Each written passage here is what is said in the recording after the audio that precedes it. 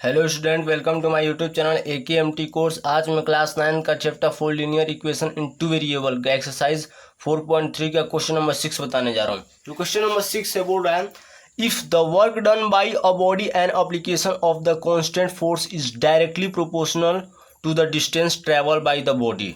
ठीक, चलिए express the in the form of the equation in two variable and draw the graph of the same by the taking the constant for as 5 unit and also read from the graph the work done when the distance travel by is 2 unit 0 unit। देखिए question बहुत लंबा है।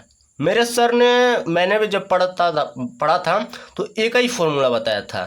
बस question को नहीं जाना है, मैं एक फॉर्मूला बता रहा हूँ, फॉर्मूला ध्यान से समझिएगा। वर्क डन इक्वल होता है, डन इक्वल टू डिस्टेंस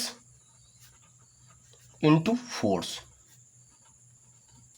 ठीक, अब इसमें वर्क डन ढूंढिए, डिस्टेंस ढूंढिए, फोर्स ढूंढिए, बाकी हम क्वेश्चन से कोई लेना देना नहीं। वर्क डन क्या है, कुछ दिया ही नहीं है। मान लीजिए आपका जो वर्क डन है, let work done equal to हमारा वाई है। ठीक, वर्क डन हम मान लेते हैं वाई और डिस्टेंस हम मान लेते हैं एक्स।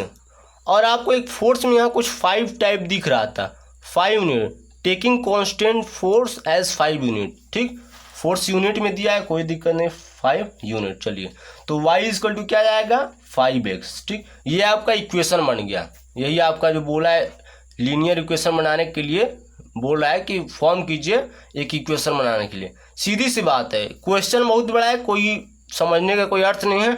एक फॉर्मूला है, work done equal to distance into force. Work done नहीं दिया है, y ले लीजिए, डिस्टेंस हम x ले लिए, फोर्स हमको एक दिया है 5 यूनिट। चलिए अब हमको जो पहला कंडीशन है, इसी चीज़ को हमको ग्राफ पर भी ड्रॉ करना है, लेकिन सबसे पहले इसका वैल्यू फाइंड कर लेते हैं पहले का। ठीक, तो 2 यूनिट है तो y इक्वल टू हो जाएगा आपका 5 इंटू 2। अब देखिए 2 यूनिट का है, फोर्स ही ना है, तो आपका जो वर्क डन हो जाएगा पहले में हो जाएगा 10। ठीक, 10 यूनिट हो जाएगा। ठीक, और दूसरे में हो जाएगा आपका y equal to 5 multiply 0 equal to 0 unit. ठीक, आपका दोनों कंडीशन सॉल्व हुआ। अब आइए y इक्वल टू 5x को हम वो ग्राफ पर दर्शाते हैं। तो ग्राफ पर सॉल्व करने के लिए सबसे पहले आपको y और x की मिनिमम 2 या 3 वैल्यू फाइंड होनी ही चाहिए। चलिए तो हम फाइंड करते हैं। ये हुआ आपका x, ये हुआ y, ये हुआ आपका equation y equal to 5x। चलिए आप x इक्वल टू लीजिए 0, 0 लिया तो 5 y equal to 5 multiply x हम 0 लिए तो सिंपली सी बात है 5 मल्टीप्लाई 0 0 ही आएगा, यानी 0 हुआ। चलिए अब x आप -1 लीजिए, x हम -1 ले रहे हैं तो y इक्वल टू आ जाएगा 5 मल्टीप्लाई -1 तो -5 आ जाएगा। y हमारा -5 आया। अब y equal to x equal to 1 लीजिए, x इक्वल टू 1 लीजिए तो y equal to 5 multiply 1 equal to 5, यानी 1 भी लिए तो 5 आया। अब इस 3 डिजिट जो कोऑर्डिनेट बनेगा 0 0 -1 -5 1 5, इसको हमको ग्राफ पर शो करना है। बस आइए शो करते हैं।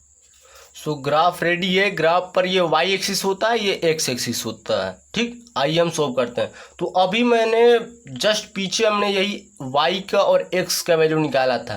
पहला कोऑर्डिनेट है 0 0 0 0, ओरिजिन का जो कोऑर्डिनेट होता है 0 0 होता है, एक पॉइंट यहाँ बना।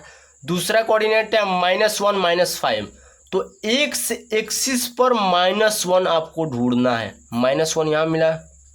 अब y एक्सिस पर -5 ढूंढना है।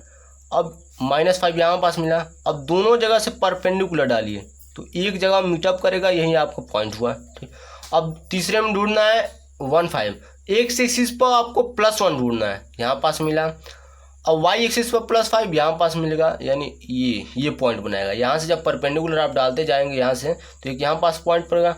अब इस पॉइंट, इस पॉइंट, इस पॉइंट, तीनों पॉइंट को आप स्केल की हेल्प से या किसी भी चीज़ से मीट करा दीजिए, लाइन ड्रॉ कर दीजिए।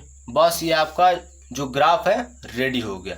अब इस ग्राफ को इक्वल टू आप जो आप इक्वेशन बनाए थे, जैसे y इक्वल टू 5x, वो भी लिख सकते हैं। बस ऐसे ही करना है। सबसे पहले आपको ध्यान देना, work done is equal to distance into force, यही फॉर्मूला पर मैंने किया था क्योंकि क्वेश्चन बहुत लंबा था। चलिए थैंक यू। और हमारा वीडियो अच्छा लगे तो हमारे चैनल AKMT कोर्स को सब्सक्राइब कीजिए, एक लाइक कीजिए। जय हिंद, जय भारत।